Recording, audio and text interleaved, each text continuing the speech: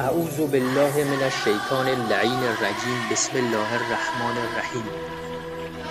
آیا دوست دارید که هیچ فقیر و گرسنه و عریان و مقروض و ستم دیده و اسیر و بیماری در روی کره زمین نباشه و هیچ جنگ و ظلمی در جهان نباشه و هیچ گمراه و گمراه کننده و مستضعف و کافر و ناصبی در دنیا نباشه و ریشه فقر و تبعیض و ظلم و بیماری و فساد و انحراف و گناه از روی کره زمین برچیده بشه و بالاتر از همه اینها کره زمین تبدیل به بهشت بشه؟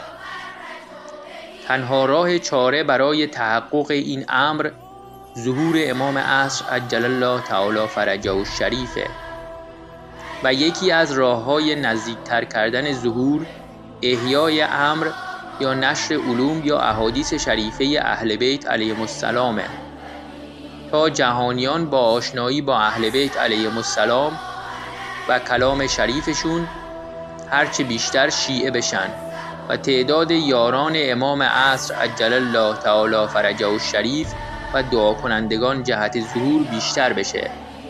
حال چه کسی در این عصر بهتر و بیشتر و کاملتر از همه امر اهل بیت علیهم السلام رو احیا میکنه جز علامه الله یاری؟ پس کمک به علامه الله یاری یعنی کمک به امام عصر عجل الله تعالی فرجه الشریف و نزدیکتر کردن ظهور. تا حالا بهش کمک کردی؟